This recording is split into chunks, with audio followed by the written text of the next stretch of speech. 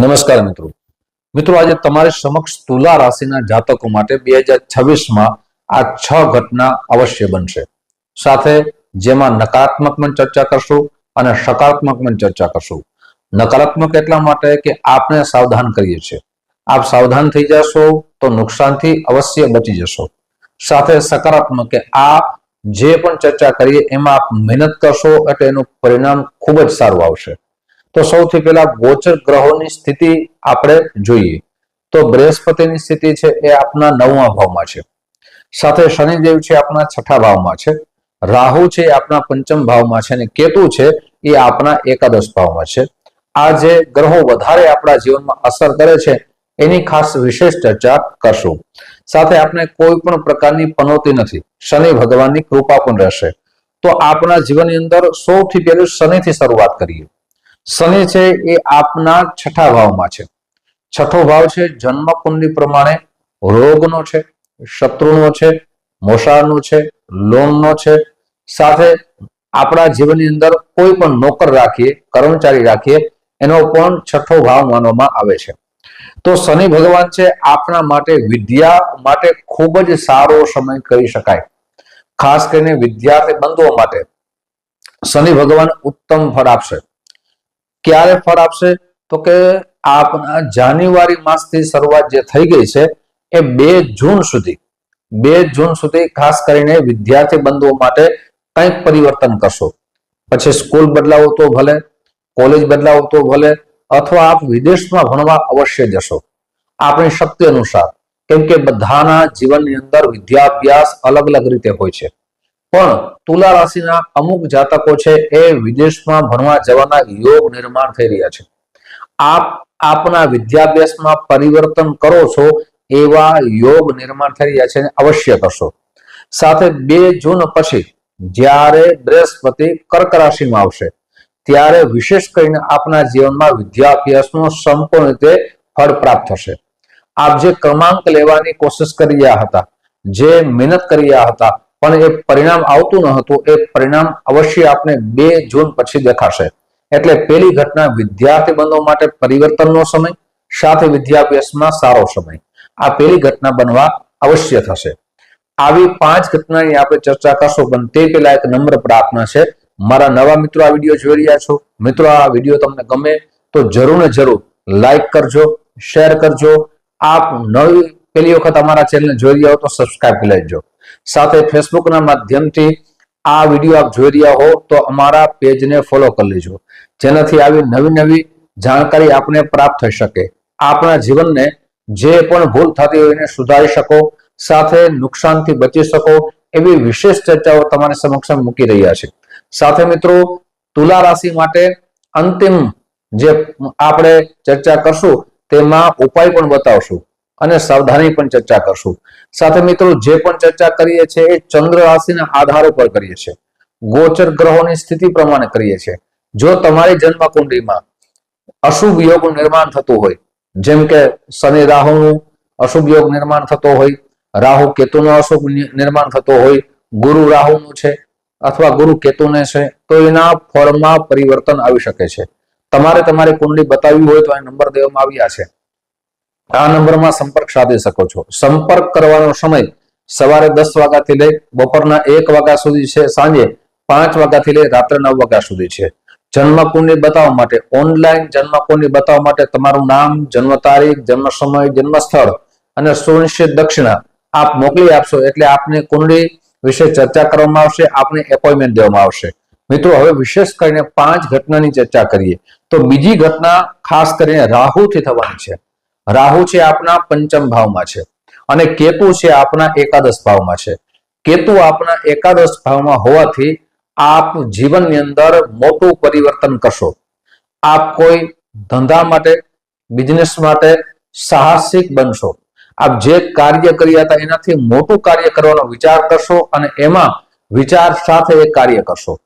સાથે આપના માટે એક ખાસ સાવધાની કહું છું, મોટું સાહસ કરો એમાં સફળતા પણ મળી શકે, કેમ કે યોગ નિર્માણ થઈ રહ્યા છે. પણ ભાગીદારીમાં આપ કોઈ પણ બિઝનેસ કરો તો આપની કુંડળી બતાવીને ભાગીદારી કરવી તમારા જીવન માટે ખૂબ જ હિતાવહ છે. એટલે ખાસ સાવધાની રાખજો। સાથે નવું જે આપ કરવા જઈ રહ્યા છો એમની અંદર પૈસાનું રોકાણ કરતા પહેલા જે કાર્ય કરો છો સમજી વિચારીને કરજો। સારા વ્યક્તિની સલાહ લઈ, વડીલોની સલાહ લઈ અને કાર્ય કરશો તો તમારા જીવનમાં જે સફળતા મળતી હશે એનાથી વિશેષ સફળતા અવશ્ય મળશે। સાથે ખાસ કરીને 2 જૂન સુધીમાં આપ કોઈ નવું મકાન લઈ શકો છો, અથવા નવી ઓફિસ લઈ શકો છો, પ્લોટ લઈ શકો છો, અથવા વાડી લઈ શકો છો। આવું નવું કાર્ય અથવા નવું આપ કારખાનું કરી શકો છો। આવું નવું કાર્ય અવશ્ય કરશો। આવા યોગ નિર્માણ થઈ રહ્યા છે। આ બીજી ઘટના આપના જીવનમાં અવશ્ય બનશે। ત્રીજી ઘટના મિત્રો હવે ગુરુથી જોઈએ। ગુરુ આપના 9મા ભાવમાં છે। 9મો ભાવ છે ભાગ્યનો છે, પિતાનો છે, સાથે ધર્મનો છે, યાત્રાનો છે, ઉચ્ચ શિક્ષાનો છે। ગુરુ 9મા ભાવમાં આવવાથી આપના જીવનની અંદર જે ભાગ્યોદય થતો ન હતો, આપ મહેનત કર્યા હતા પણ પરિણામ મળતું ન હતું, એ પરિણામ અવશ્ય આપને દેખાશે। અને ખાસ કરીને 2 જૂન પછી જ્યારે બૃહસ્પતિ એ કર્ક રાશિમાં ઉચ્ચ રાશિમાં આવશે એટલે આપણા ભાગ્યોદય ઉત્તમ રીતે મળશે। આપણા સમાજમાં માન સન્માનનો વધારો થશે, યશ કીર્તિનો વધારો થશે। સાથે સમાજમાં આપ કોઈ સારું કાર્ય કરશો, આપણા ઘરે માંગલિક પ્રસંગો આવશે અને એ યાત્રા પણ કરશો। યાત્રાથી આપને સફળતા પણ મળશે। વિદેશ યાત્રા પણ કરી શકો છો, સાથે મુસાફરી પણ કરશો। આ સમયની અંદર મુસાફરી આપના માટે લાભદાયી અવશ્ય બનશે। આપને આધ્યાત્મિક ક્ષેત્રમાં આપને આગળ વધારશે। સાથે આપના જીવનમાં સત્કર્મ વધારશો અને સારા વિચારો સાથે ચાલશો। આપના નકારાત્મક વિચારો દૂર થશે। આવા તમારા જીવનમાં ત્રીજી ઘટના બનશે। હવે ચોથી ઘટના એટલે કે ગુરુ વિશે આપણે ચર્ચા કરશું। આપના જીવનમાં જવાબદારી વધશે અને જવાબદારી વધતા આપને ખૂબ જ ધૈર્ય સાથે ચાલવું પડશે। આપ જે કાર્ય કર્યા હતા એ કાર્યમાં શીઘ્રતા અપનાવતા હતા, એ શીઘ્રતાને ટાળજો। ધૈર્ય સાથે વિચારીને આપ આગળ વધશો તો આપના જીવનમાં ખૂબ જ આગળ વધી શકશો। જેમ કે રાજકીય ક્ષેત્રે આપ જોડાયેલા હો તો રાજકીય ક્ષેત્રમાં વાણી ઉપર કંટ્રોલ રાખવો જરૂરી છે, ક્રોધ ઉપર કંટ્રોલ રાખવો આપણા માટે જરૂરી છે। અને રાજકીય ક્ષેત્રે જોડાયેલા હશો તો આપની રાજનીતિમાં સારી પકડ થશે, લોકપ્રિયતા વધશે અને આપના જીવનમાં આપ ખૂબ આગળ વધશો। આ આપના જીવનમાં ચોથી ઘટના બનશે। હવે પાંચમી ઘટનાની ચર્ચા કરીએ તો કેરિયરની કરીએ। તો જ્યારે બૃહસ્પતિ આપના 10મ ભાવમાં આવશે, 10મો ભાવ છે એ કર્મનો છે અને કેરિયરનો છે। બૃહસ્પતિ ઉચ્ચ રાશિમાં આવશે। આપ જ્યાં નોકરી કરી રહ્યા હતા પણ નોકરીમાં આપનું પ્રમોશન થતું ન હતું, નોકરીની અંદર આપ આગળ વધી શકતા ન હતા, અથવા ઘણા બધા મિત્રો જે નોકરીની શોધમાં હતા એ નોકરી મળતી ન હતી, એ ખાસ કરીને 2 જૂન પછી જ્યારે બૃહસ્પતિ કર્ક રાશિમાં આવશે તો આપની નોકરીમાં પ્રમોશન થવાનું છે અને આ ઓક્ટોબર માસ સુધી આપના ઉત્તમ યોગ નિર્માણ થઈ રહ્યા છે। 10મો ભાવ છે કર્મનો છે, પિતાનો પણ માનવામાં આવે છે। પિતા સાથે જે આપના સંબંધો તૂટી ગયા હતા અથવા મતભેદ થતા હતા એ પાછા જોડાશે। સાથે આપને પિતાથી સહયોગ મળશે, આપના મિત્રોથી સહયોગ મળશે, મિત્રોથી આપણે યશની કીર્તિ વધશે અને મિત્રોનો પેલા સહયોગ મળતો ન હતો એ પણ આપને અવશ્ય સહયોગ મળશે। વિદેશથી આપનું કાર્ય જે અટકી ગયું હતું એ વિદેશથી પણ આપના કાર્યમાં સફળતા મળવાના યોગ નિર્માણ થઈ રહ્યા છે। આ પાંચમી ઘટના આપના જીવનમાં બનશે। હવે છેલ્લી લાસ્ટ ઘટના એટલે કે શનિ છે એ આપના જીવનમાં માંગલિક એટલે કે 6ઠા ભાવમાં છે।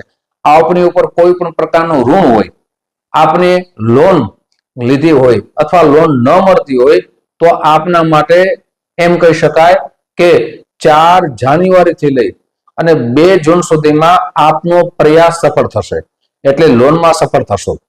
આપના શત્રુ આપને હેરાન કરતા હતા કોઈ પણ રીતે, તો એ હેરાન કરવા બંધ કરશે। ખાસ કરીને કોર્ટ કચેરીમાં આપણે જે ધક્કા ખાવા પડતા હતા તેમાં પણ આપને રાહત મળશે। આપની ઉપર કોઈ પણ પ્રકારના શત્રુઓ જે એમ કહી શકાય કે ષડયંત્ર રચતા હતા એ ષડયંત્રથી પણ બચી જશો અને શત્રુઓ પરાજિત થશે। આ તો દરેક વાત આપણે સકારાત્મક કરી। હવે આપને કઈ વાતની સાવધાની રાખવી જોઈએ?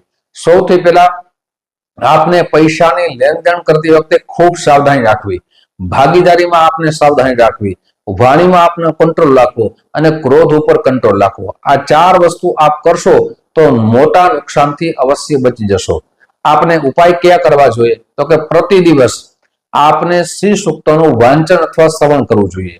શુક્રવારના દિવસે સફેદ વસ્તુનું દાન કરવું જોઈએ. આપણી જન્મ કુંડળી બતાવી શુક્રનું રત્ન, ડાયમંડ, હીરો, પંચાંગ કર્મ કરીને ધારણ કરવું જોઈએ. મિત્રો, આ રીતે કરશો આપના ગ્રહોની શુભતા વધશે.